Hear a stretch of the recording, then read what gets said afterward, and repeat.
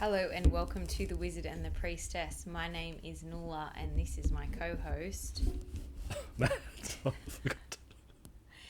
I'm on my way back to the microphone.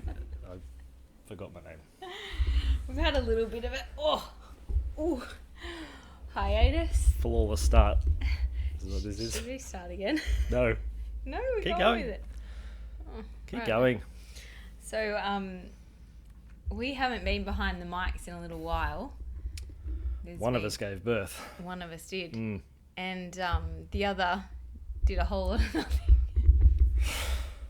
No, but what have you been up to, Matt?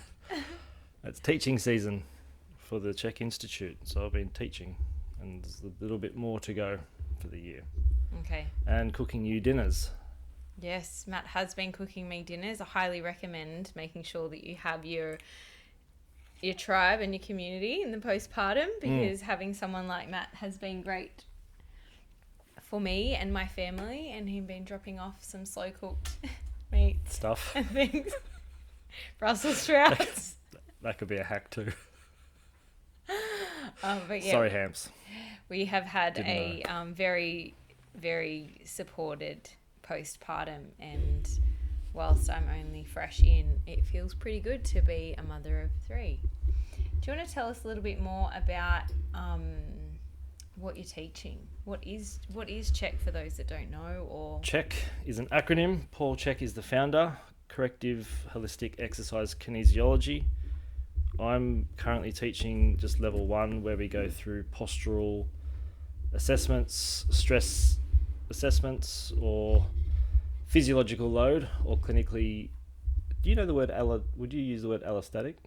Nope. Cool. So allostatic loads, which is someone's what is that, Matt? overall stress load On their body, so on the their positioning of their body that's everything. been out of alignment. From diet, stress, timing of your food, sleep-wake cycles, digestion, fungus parasites, all that kind of stuff. Hey, I'm going to stop you there. How do you Okay. identify sleep-wake cycles? Do you use a device? I do not use a device. How would you identify that? Primarily, I would use the sun and the moon. That's my Right. personal thing. But if you're talking about the allostatic aspect of right. So someone's like more health, of a clinical type thing. yeah, when you're doing what you just said, Yep. how do you identify their sleep-wake So cycles? there's questionnaires that we send our clients, but there's also questionnaires that we teach our students in how to use and how to assess these questionnaires, and how to interpret the answers as well. Can you give us a little bit of something? I can show you, actually. Oh, I don't want to see it. No, I just you want do. you to show me. I don't have the book here. Damn. Next time. So Okay. can you just tell me? So there's a whole section of questionnaires, but at this level, Specifically for sleep-wake cycle. sleep-wake cycles. Do you wake up feeling rested?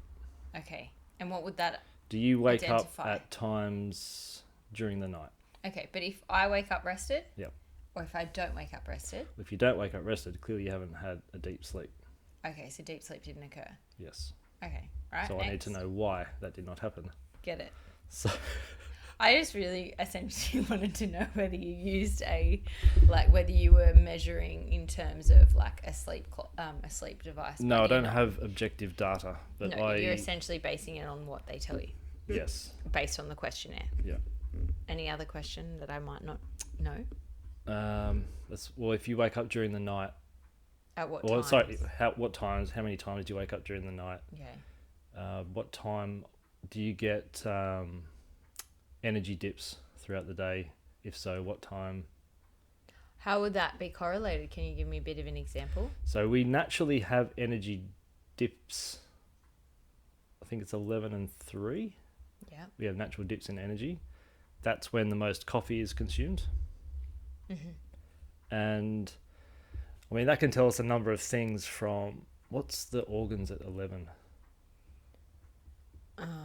3 is brain farting. We're doing this at night. This isn't good for me.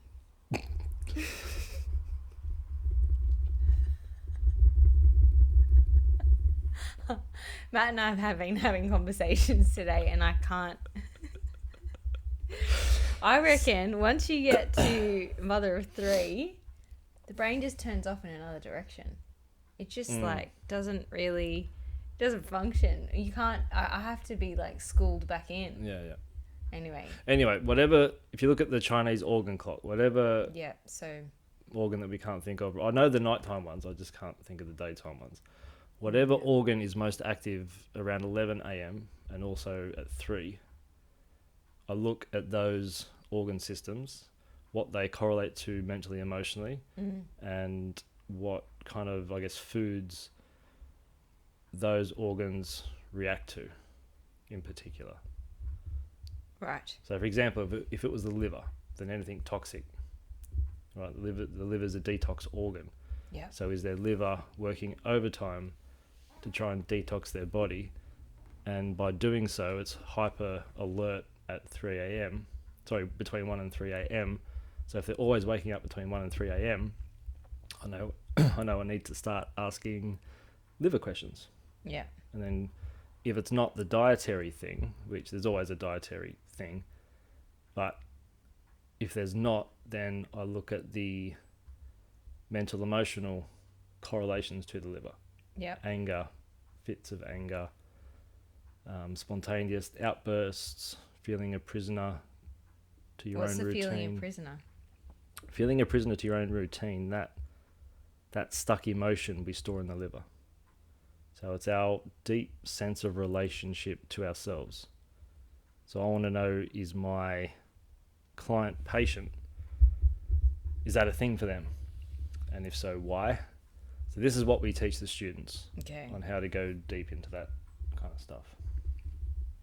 Yeah, interesting. So I was thinking about those timings then, and I was thinking it'd be correlated differently, but it isn't. It's quite in... Oh, okay, right. What's the 11? Well, we got 11 to 1 is the heart, so that makes perfect sense because it's the fire sign, the heat, full fire. And then 1 till 3 is the small intestine, so you're still looking at the same. Yeah. It's still a fire sign. Right. Fire's gone out. Yeah. And because you should. I mean, obviously, I'm sure hormonally it makes sense that you get that dip at 11 because you're meant to prep for lunch. Yeah. Okay. Yeah, go and choose all the foods. So there's those questionnaires, and then there's so those questionnaires give us a bit of a... It gives a bit of an insight of the behind the scenes stuff, and then we assess posture. So we assess the spinal curves. Yeah. And then show them all the assessments, and then show corrective stretches and exercises to help balance all that out. Yeah.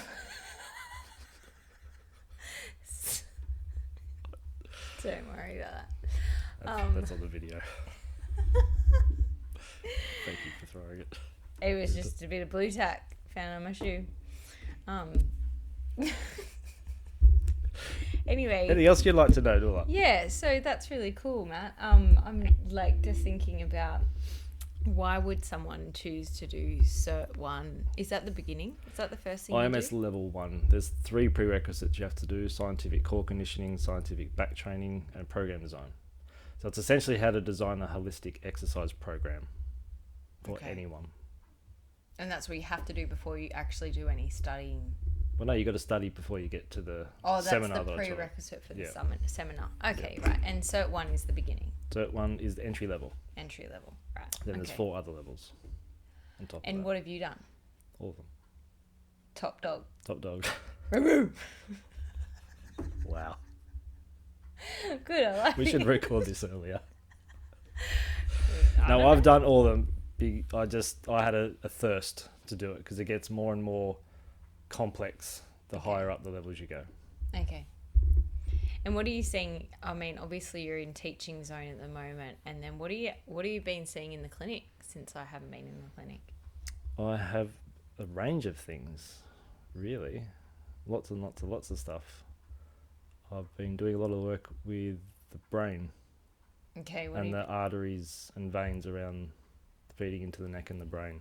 You know what I think would be really cool if you could explain to people, because I know that I've spoken to a few of my patients' friends that have come to see you, and they often are like, they ask me, what's Matt doing when he's like connecting to my brain? So firstly, I will put my hand on someone's head, as I've done with you, I'm gathering up the global information of tension in your entire body. I want to know if it's going left, if it's going right, backwards, front, upper body, lower body. Like a very general... Is this, just to clarify, is this CHEK related? No. Not yet. Not at that level. No. Okay, so this is more the visceral... This is more the visceral brow stuff. Yeah. So then I need to see, is it upper body, lower body? Yep. Then we do a local listening, which is what kind of tissue... So that's why when I put my hand on your, let's say, abdomen, yeah, I get pulled left, right. Once I get pulled left, right, up, down, then I know what tissue. So it might slide, like my hand will feel like it's sliding. It'll feel like it's pulsing. It'll feel like it's buzzing. It'll feel like water's running beneath it. It'll feel dense. It'll feel hard, and that will tell me if it's fascia, if it's organ, if it's muscle, vein, artery, whatever that could be. So I'll start working with that, and then I chase the tension. Inevitably, when I release a tissue, the brain gets informed to a point. I need to make sure the nervous system, there's a clear neural highway between whatever that tissue is and the brain, and particularly the part of the brain that it is in tension with. Yeah. So I have to balance the tension between those two locations. But I'm finding there's been a lot of people have, when I usually say brain or heart, people think the worst. If I get drawn into tension in and around the heart, they think, oh, heart attack or something. Same with the brain. They think the worst case, oh, I've got brain cancer or something. It's usually just mechanical tension around the brain, from the eyes, the sinus, jaw, the cheekbones, and the back of the neck. Would you say, though, mechanical tension is always, or is often, emotionally or thought related? Could be. I find if it's at the back of the head, top of the neck, it's usually mechanical, which is usually comes from thought related. Okay. It's like symbolically handling the weight of your thoughts. If it's at the front, it's typically emotional. If it's at the front... So that includes the sinus, that includes the jaw, yeah. All of that you would say is emotional. If it's at the front right of the head, it's usually relationship to self. Front left is in relation to person, place, thing. Get your head around. Yes. Yes. So that's usually the pattern. Yeah, okay. All right, so you're touching someone's head or abdomen or body, and you're then identifying the tissue that is being held in tension or held incorrect, it's holding tension. Holding tension. Yep. Okay, and so then you're essentially supporting some form of gentle manipulation to open up the highway a little bit. Yep. And then get the movement working again so the brain understands what's going on. Yep. Then now we come to the brain. Yep. And when we get to the brain, then what's left over? Is this the residual stuff? Well, it depends what part of the brain. I mean, that's a can of worms in itself, but usually... If you've undone a bit of the tension that you found in the abdomen. So, for example, if it's someone comes in with anxiety, it's likely going to be tension in and around the stomach, and there will be high activity around the thalamus, which is the part of the brain that processes everything but smell. If there's a physical injury... Why do you reckon then that the COVID, like getting COVID or taking the COVID vaccine, essentially blocked the smell? There's a lot of people with that sign or symptom, that they no longer have a sense of smell, or it impacted their sense of smell. Apparently, that's where the virus targeted. The smell? Well, the smell receptors, the respiratory system, which includes the sinus. Who looks after the sense of smell in terms of like anatomical physiology from your perspective? What do you mean? Who looks? If the thalamus. Oh, the olfactory bulb. Olfactory bulb. Yeah. Okay. Yep. So the olfactory nerve is the shortest nerve in the body. How short is it? It's about a centimetre. Where does it sit? That's right. So if you go up your nose. Oh, is that what you do with the Q-tip? Maybe. I'm not doing PCR. You go up to the pre-tension zone in the olfactory. With the Q-tip? Yeah. Yeah. Yeah. And you tickling on the I'm tickling. olfactory nerve. That's it. Is it not a tickle? No, depends. It can. Have I done that with you? Yes. I did. Yeah. How did it feel? Good once you did it. Yeah. Not good when It's you did it. really, really sensitive there. So it can either feel. Why did you do it? You're like, it's not something I do normally. You're like, I remember you just. No. came Well, in if like, there's tension there, you need to release the tension. Yeah, got it. Okay. You got to do what needs to be done to her. Jeez. No, so with I'd only do that if need be, and Must have been very tense. it's really good for anxiety. Must have been very anxious. So, and look at you now, Free as a bird. thriving. So you're welcome. What I'm Thanks. hearing is I've saved your life. Oh, what I'm knowing is that. Yeah, cool. Well, that's what I've told everyone. So that's what that Must is. be true. Where was I going with that? I don't know. Olfactory. Olfactory. No, what I was kind of picking you away from what you were sharing, but we were talking about the front of the face, the back of the face, okay, and then how that impacts where you're feeling on the... Oh, yeah. So the olfactory center, we'll call it, that's all... Like, we have such a dulled down sense of smell today compared to hundreds of years ago. And, like, you know when you're attracted to someone? Yeah. And what you're attracted to is actually their immune system. Yeah. That you can smell through the olfactory cortex. Think of all the Things. you know, the pill, all the medications, all the stuff, Perfumes, or even the power lines. scents. Oh, power lines. Power lines, light, right, the everything. vibrations. All that stuff messes with the olfactory. Yeah. But it's been picked up by the thalamus, which their extra blood has to rush to the thalamus because it needs extra blood for nourishment. And then the excess processing power required by the thalamus actually creates physiological anxiety. And it's translated by the body as like a mental anxiety. Right. So it's really overstimulation, over processing. Overwhelmed. Yeah. Yeah, okay, cool. Not cool, actually. But cool in the sense that, well, it's very The clear. stuff you can do. Yeah, there is stuff you can do. Yeah.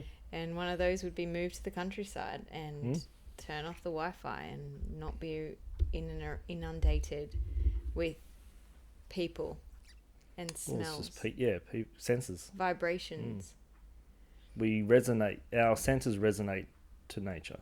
Yeah. That's why we feel better when we're in nature. Yeah, fully. I think that's such a, like, if that's what been my number one learning from, like, pregnancy and birth and postpartum, it's just been how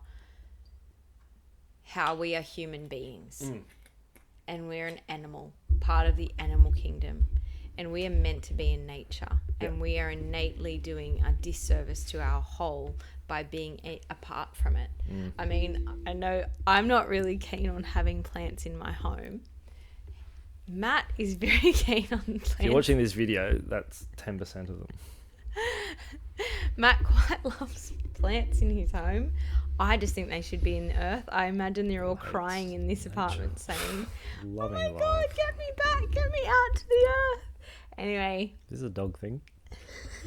Could be. I just think that, I definitely believe that one of our most underrated senses is our sense of smell, and there is so much, like, even on a very simple note, but like there is so much in birth that is about smell and the sensitivity of our smell and why we do certain things and why when you go into a hospital setting it must be like, I just can't even fathom what that must do to a birthing woman. Whether you get the outcome that you're hoping for, you have put into it because it's completely the cleanest. unnatural environment. and you can't light anything, you can't have smoke. I guess you can have diffusers, and they do have oils these days, but it's not really natural.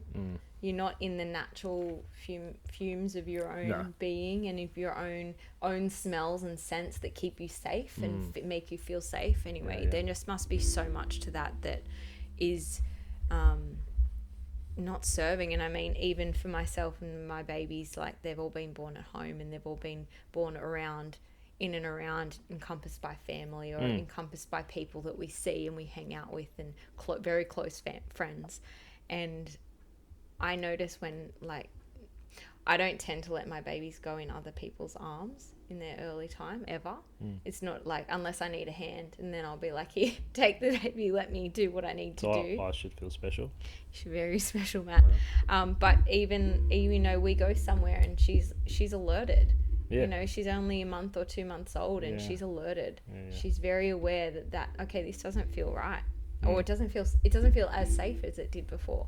When I'm not in mum's arms, I'm alerted to that. Which kind of feels okay in a sense when people always have their babies in a pram. Well, that obviously makes sense that they start to this feels safe to me, because this is my home, this is my space that I spend a lot of time in. So I guess that is one of those things that, like, you either they might be missing the heartbeat of the mother on that sensation of the vibration that the mum's giving off, but they've got the safety of that nest. Okay, so sorry, I digress. That's really cool to know, coming back to the brain and how you connect. So we also talk about, I want you to go a little bit deeper then. So you're talking about the visceral matter of fact. So the visceral sensations that you're feeling within your body. That's the psycho-emotional aspect of it. Okay. So all the soft tissues hold on to emotions. Yep. It's our hard frame, the muscle, the bones, the ligaments, etc. They portray the underlying psychological theme of the person. Yeah, because they've just been someone with depression will typically present hunched forward. They're trying to guard their heart. Yeah. Someone with low self-esteem will present like in a similar posture, but it's like they're being kicked in the guts, like that bent over posture. Someone who's fearful will hide in their shoulders, and that will, over time, the nervous system will adapt to that specific input, because that's what it does, right? Yeah. We work on the SAID principle, the specific adaptation to impose demands. So the more you move in a certain way, your nervous system develops a motor engram for you to move in that particular pattern.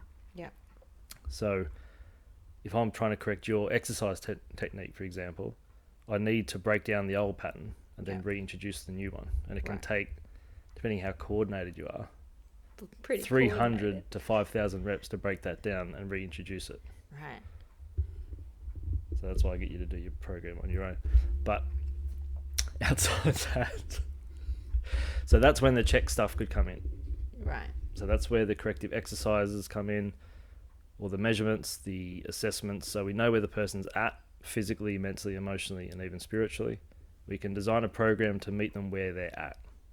With most, I mean, this is not all PTs, but speaking from a PT, being a PT myself, I can tell you that most PTs, you go to a gym, sign up for a PT, you will get a program that they've likely seen on YouTube or Instagram from an influencer, and they'll copy and paste several of those, and that's your program.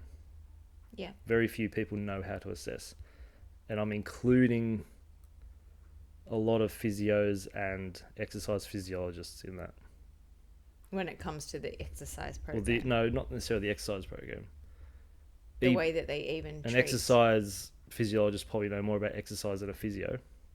Being very general here. But the chiropractors and the doctors, osteos, don't study exercise. No one does. But I haven't come across another program on the planet that goes deeper into not only the physical aspect of the exercise, but also like the dietary and the sleep and all that kind of stuff, but the mental, emotional well-being of a human as much as the CHEK system. It goes all the because way it to God. becomes very individualized on that. It's all individualized, yeah. Yeah. So the exercises I prescribe for you are the ones that your body would very much benefit from. But I wouldn't give your program to your partner. It'd be completely different. Yeah. And to your best friend and to your whoever. They'd be completely different programs. Yeah. Because they're your individuals, aren't you? Most of the time. Yeah, I mean, for sure. And it makes a lot of sense yeah, because we're all individual. But that said, it requires a lot more study and a lot more dedication to your craft to be able to do that. Because yeah, it requires you to think for yourself, which is a bit dangerous in our day and age. Yeah, absolutely. And I want you to go further into your brain thing. So when you touch on the brain, I want you to go deeper now and let us know what. So you do one thing and you do what you've just explained in terms of the physical, and even to the physical in terms of the CHEK aspect, which is to go into like, okay, so I can see you're pensive, I can see or you're fearful and your shoulders are up, and we've got to kind of support your body and retrain you. Yep. Using the CHEK principles to retrain that body and do the repetitions and bring yourself back. And now I want you to go into what you do when you connect to the spiritual and where you can identify someone. How is it that you can identify at what point in their life this might have started? In the spiritual. In the spiritual, you connect. So in CHEK level, in what's it called? HLC 2 in CHEK, Paul talks about soul connection. I'll speak to you. Yeah. So we've spoken briefly about this. And there's a shamanic technique called emptying the bone. Oh, yeah, we talked about this. Where I can be in your presence. Or sometimes even just think about you. So we're in the same astral realm, same astral field. I can empty myself, allow you in, I can feel what you feel. Now, sometimes I'll get a feeling sensation of how you're feeling, like tense or worried or something, whatever. Cool, calm, and collected, mate. Yep. And sometimes you get like a visual, almost like a movie trailer type thing. Sometimes it's a real clear, deep impression that, oh, this happened. Mm-hmm. And remember we spoke about the voyances? I can't remember what episode it was. The clairsentience, the clairaudience, all that kind of stuff. All that gets activated. Okay. But I have to let that in. Okay. But for me to let that in, I need to be grounded in myself. If I'm too tired or too wired, buzzed. I'm not going to get a clear thing.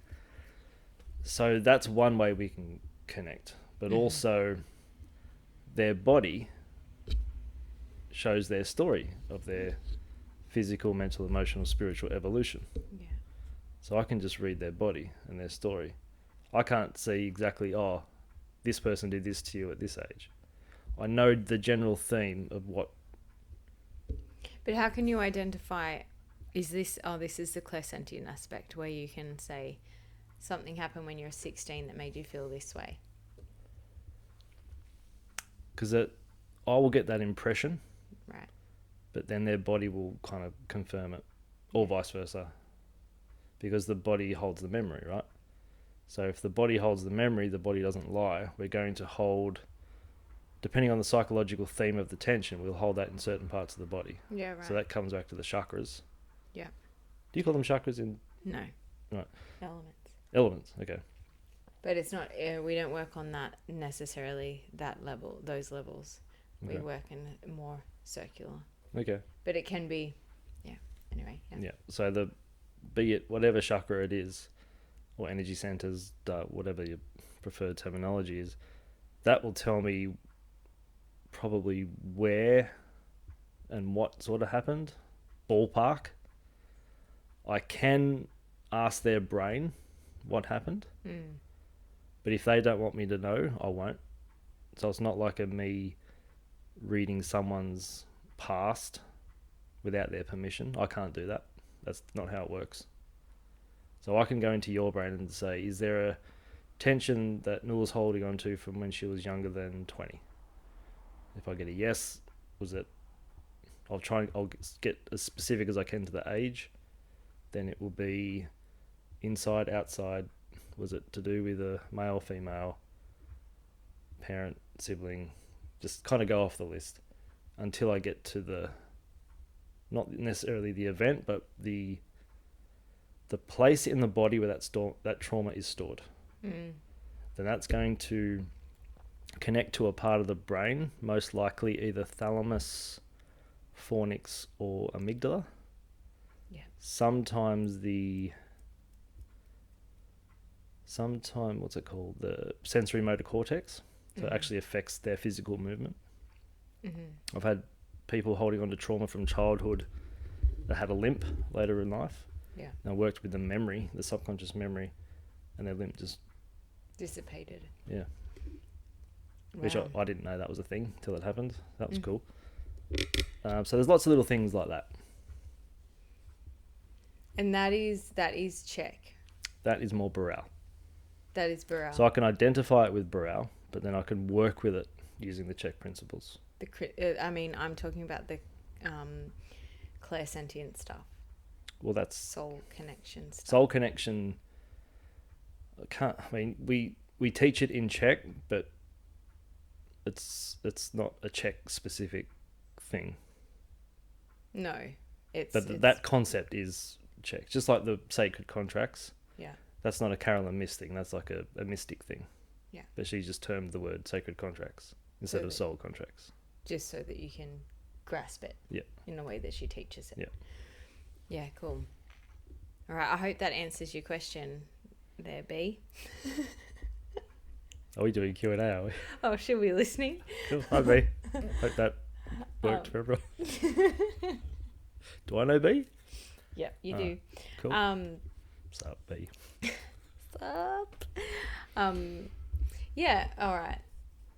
And then another thing that I was thinking about was, so that is essentially encompasses the wizardry of the wizard and how you kind of utilize your knowledge of CHEK and then incorporate Burrell, like the visceral work. That's the manual therapy. Visceral manual therapy stuff.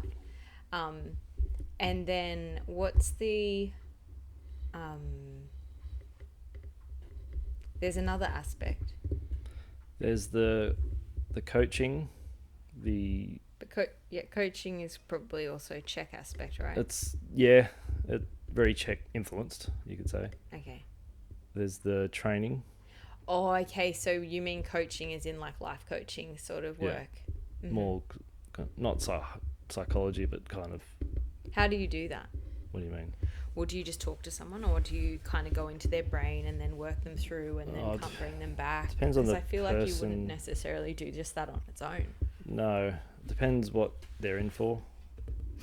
Really, well, if they're coming to me specifically for coaching, yeah, then I would send them out fairly comprehensive questionnaire to, from a physical viewpoint, measure up to 29, 30 glandular and hormonal systems. That will give me an idea of the physiology in the background that could be driving or inhibiting someone's mental state, or exacerbating it, maybe a better word. And then I can find out the most traumatic events in their life and see where they potentially stopped developing psychologically. And it's usually within the first 7 years, 9 times out of 10. And a lot of people don't remember what happened in the first 7 years or the first 10 years. So there's some kind of PTSD there. And I'm probably not going to get the answers from them. If they're open enough, they'll let me do my thing and I'll get somewhere with it. Why would a person like soul say no to you going in? Well, they'll perceive it as a threat. Kind of, yeah. Is that kind of like, is that kind of like, so for example, in the work that I have done with a coach and things, and we talk about, the way that I have kind of understood it is sort of we've had an experience, traumatic experience. So that's usually under 7, right? That inner child is then be curated, and she's stunted now at that age, she or he. Or they. I knew that was coming. They've been stunted at that age, and then they are they then create what I call the security guard, and that security guard ensures that child never feels anything but that state of anxiety, fear, torment, overwhelm, whatever it might be, and it keeps them locked in that feeling, because any other feeling is unsafe. And so the security guard that's actually holding that child in that and keeping you in that pattern is actually detrimental. So every time you are cued to that, like some some experience that reminds you of that traumatic experience, you might subconsciously or unconsciously know. You might not consciously understand because it's subconscious, but it'd be like a smell, a sound. Yeah, so that thing sends you there, and you walk down the pathway, but when you get to the end of the pathway, what you'd normally want is an adult figure to hold you and say, you're okay, you're safe, you can move through this. But instead you get the security guard that's like, oh no, we know, like this, we need to remember that we're unsafe. You feel unsafe, you're anxious, respond in that way, alert, whatever that might be. Do not step on that grass is dangerous, kind of thing. And so is it likely that the thing that stops you, the security guard? Stop for me isn't the word, because it would have served you at a point. So maybe that aspect of you, as you said, there is a safety in that because it's so familiar. And it's so familiar it actually becomes safe. But at the same time, paradoxically, it's holding you in a it's holding you. cycle. It's like those people that they're scared to love because they're going to get hurt. So they don't let anyone in. But if you don't let anyone in, you can't let yourself out. So you're never going to reach that potential. You're never going to get there from there. It's always going to be acting from fear, perceiving from fear. Totally. So I'm talking about when you go into someone's brain and they say no. Is that the security guard stopping you saying no? That's what my question is. It could be. After all that. What usually is, because it's like someone... It's the security guard, right? It's not the soul, like that inner heart knowing of help and support going, no, you know what, this is unsafe, like on a whole, like you're going to undo Pandora's box here, and in this soul lifetime, we're not meant to go there. That's not it. It's more than likely the security guard saying, I'm not going to tell you anything else. So do you share that with your patients? All the time. And say that you're saying no, it's the security guard of the pattern that you're playing out over and over again. Or I'll be halfway through doing something, and I feel like I'm just about to get to the point, like this is where we need to be. 5 years old, sitting on the table, there was a mum yelled at me. Mum yelled. Something happened. I said something broke, and I got yelled at, and it can be something as seemingly minor as that, or as something really messed up, like abuse. And it happens way more than people realise. Oh man, like, did you want to say something more? Well, I was just going to say I'll be halfway right there, in there, and then I'll get big push out. It feels like I'm literally being energetically pushed out. It's like two positives on a magnet, if they're the ones that push. And I will say to them, okay, you just pushed me out. And 9 times out of 10, I just felt myself do that. Okay. And then we make kind of a joke about it. We have to. Best of luck, bro. These people are 40, 50, 60. And it happened when they were 5. And they're like, oh, maybe next time I'll let you in. And some people like joke, oh, maybe you should buy me dinner first. Like that kind of stuff. So we make it fun. I wonder though, it's the sense of humour that keeps bringing people back. Lucky, you're such a funny guy. I couldn't even say that with a straight face. You're just so funny. Lost me. But what I was... God. the wizard, guys. He is hilarious. You were still wanting to sign up. I forgot about that. He's still single. It's really a mystery to us. I think it's just when I speak. Maybe. Yeah. Oh, no. Everyone wants to hear you speak. What I was going to say, though, was... Can you just repeat before you said the thing that was funny? What were you talking pushed about? out. Being pushed out. Okay. Do you then go back in? Can you go back in? Not that day. No, okay. Another time? Another time. Sure. And then you get straight there? No. You got to go through the whole process. Yeah, okay. But like then you... It's like a dance. You got to lead in and then sometimes it's like right in. Yeah.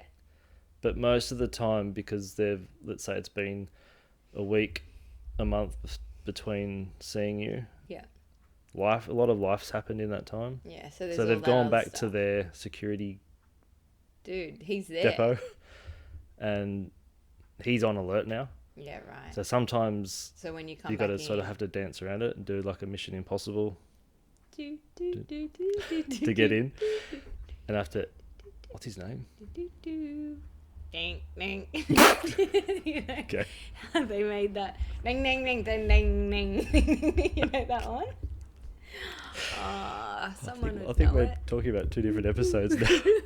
Is that I Dream of Jeannie? No. What are you talking about? It's Mission Impossible. No. No. What is it?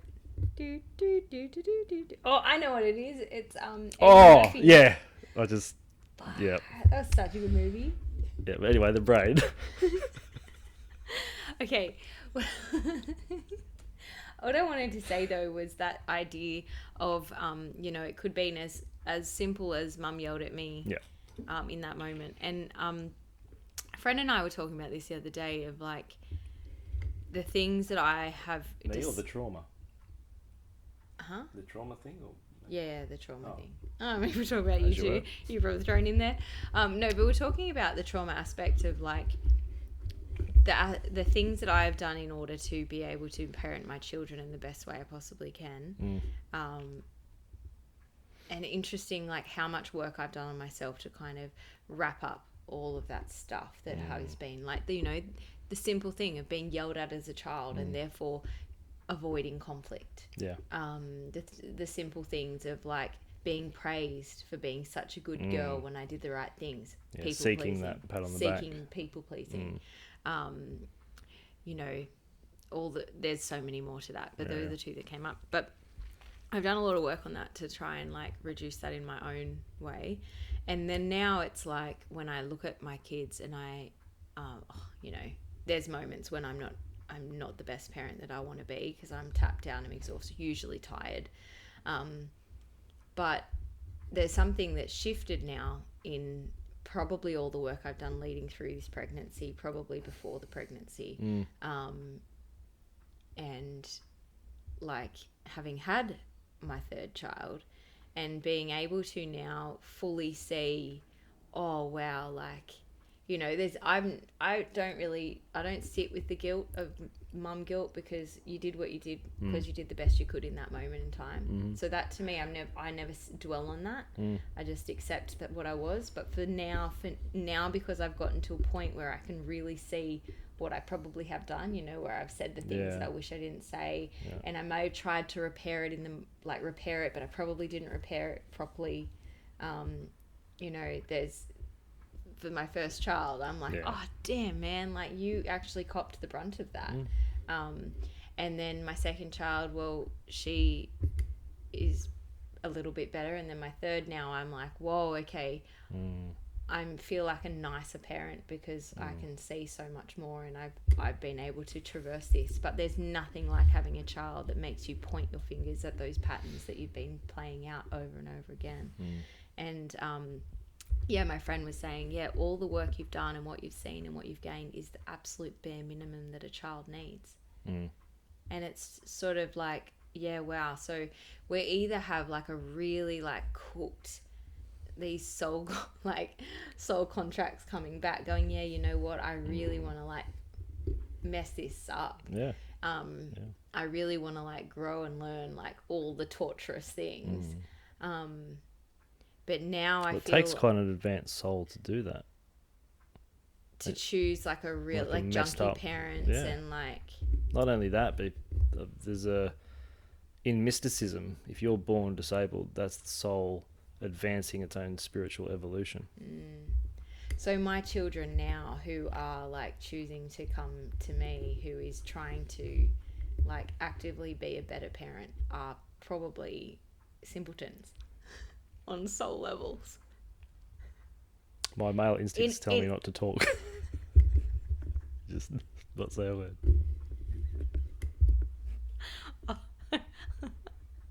Well, I mean, like, I might just get going.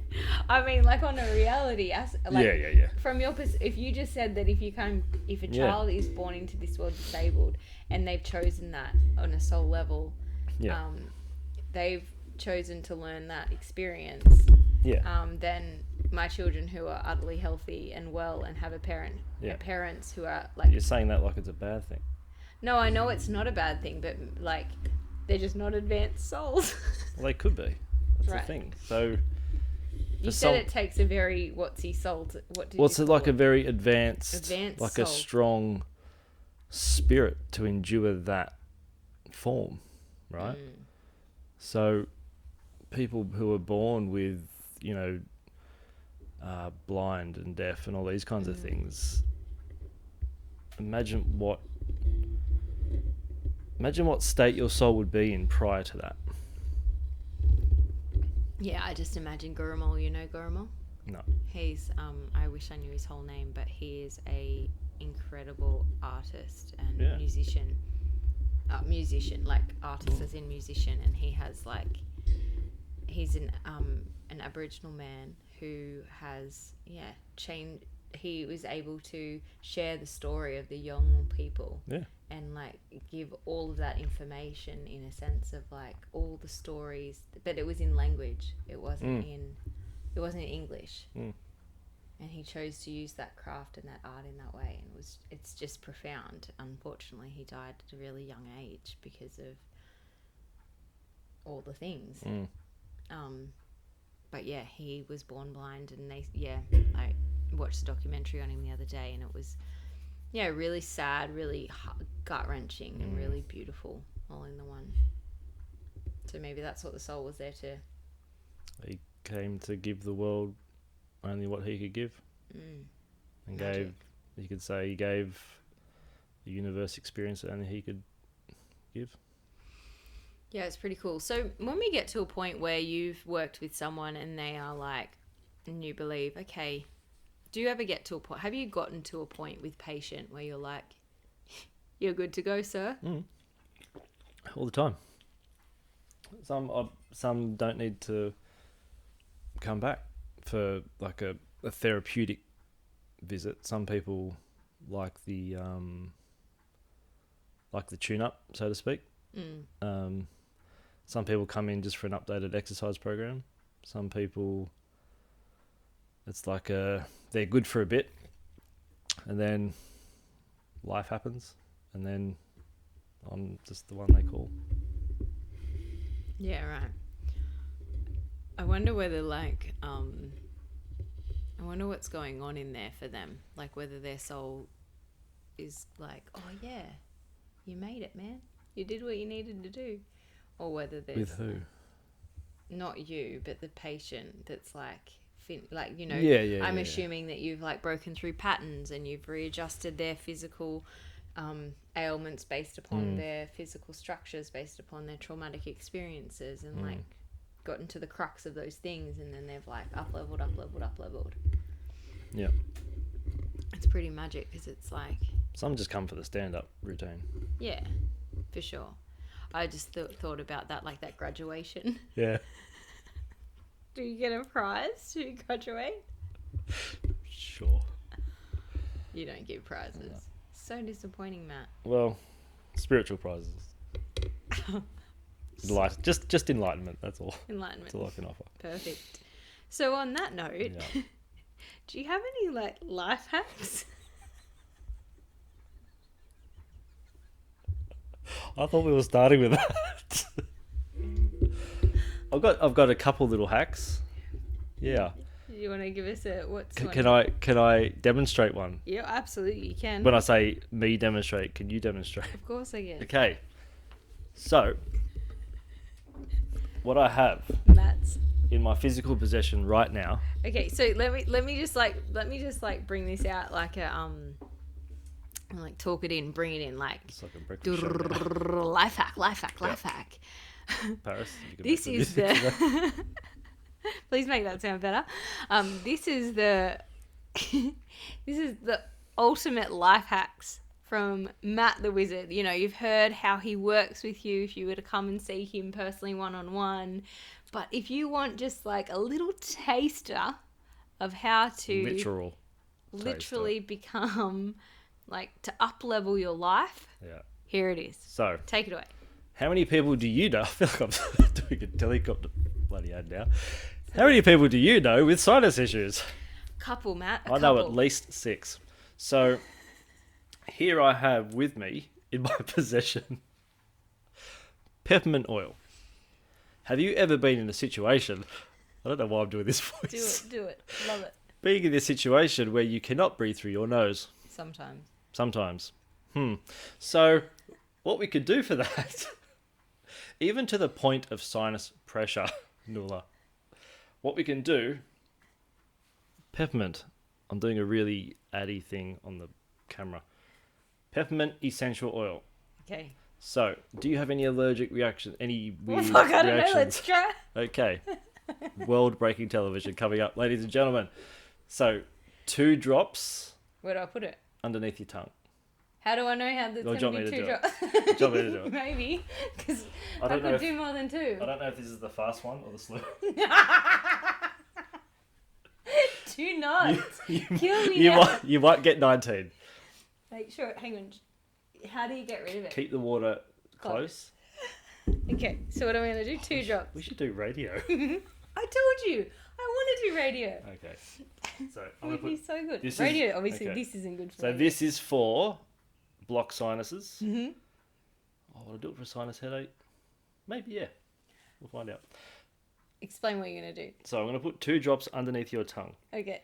That is going to go into the sublingual venous system. Mm. And it's going to be like dynamite for your sinus. Now, you've never done this before. Not like this, no. Okay. I've always wanted to do this on camera. Because I tell my patients to this. I said, go to the health shop, get some organic peppermint oil, put 2 drops underneath your tongue, film your facial expression and send it to me. All right. No one's done it. So this is like a... All right, you get to see it now. Please don't overdo it. 2 drops. Okay. Matt, you good? 2. Okay.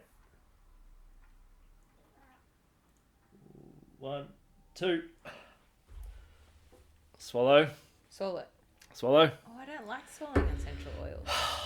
And wait. Wait for it. She can now see through time. I have just become...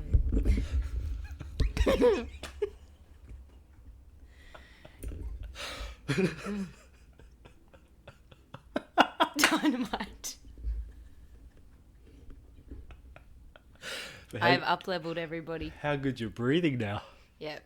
Feels very fresh. It's almost hard to breathe. Yeah, it's a bit much at the start. It gets a little bit worse, but then it'll get better. Yeah, okay. We'll just give it a minute. Is peppermint oil good for you? Like, Yeah, it's really good for the lungs. okay, I get it. 1 drop of peppermint oil. I don't think you should consume it. Oops.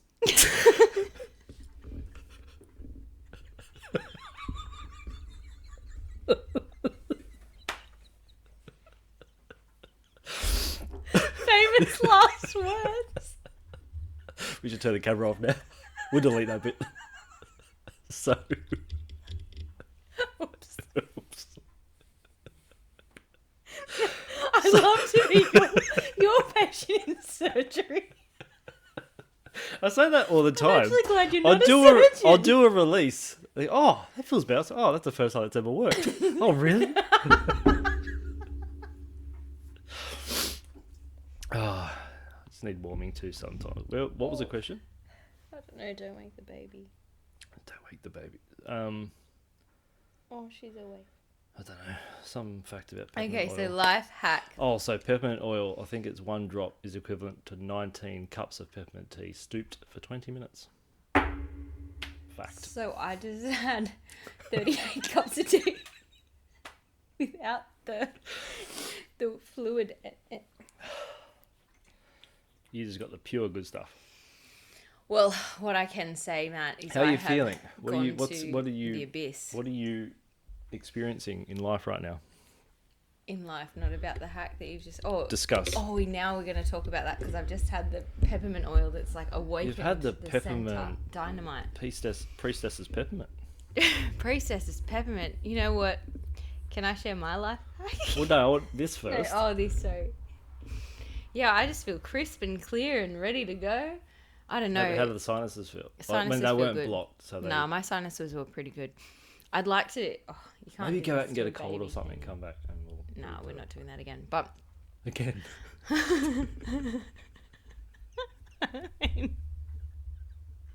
don't send me out in the cold. I'll need my life hack. I'll need a Okay. scarf. Say it again. I'll need a scarf. Noola's life hack is, if it's windy, have a scarf. In other words, It's very important. If it's cold, put clothes on. Mate, not everyone knows these If things. you're hungry, eat. What do you do if you're thirsty? Oh, water, of course. So simple. Hey, this Is this a TCM thing or is it's this a Noola actually thing? level 2. I mean, not level 2. Episode 1 and 2. No, it's a TCM, very TCM thing to wear a scarf when it's windy because you want to cover the back of the neck because of the amount of energy channels that run up the back of the neck and run into the kind of base of the head, and because they're quite sensitive if you're run down. Right, maybe start with that next time. Mate, Let's go out. Matt asked me, what's a good life hack? I'm like, oh, I know, I got a good one. Wear a scarf when it's windy. And you just lost it. Yeah. So anyway, I thought it was quite an important Do you have any other one? aspect. No, not that I can think of. I've got to get really busy. I mean, I've got heaps of life hacks. You know what I learnt the other day? What? Better be good. You know when you want to use old jars? Yeah. Oh, this is The going. best way to get the sticker off Yeah. is with a hairdryer. Yeah. Did you know this? Yeah. I didn't know this. I used water, but I don't. The hot water. Yeah. Hot water gets cold too quick. By the time it's not fast enough to get off. I find, and it's hot to touch the jar. I feel this is an entire new episode coming. Oh, do you want to stop and No, start? because I think we could talk about this for hours. So I've just thought of about 38. Okay, well, life hacks coming to you soon. What do I put there? Don't say it now. Okay. Keep it a secret. time. Next episode. Thanks, guys. We hope you enjoyed today. See you then. Bye. Ciao.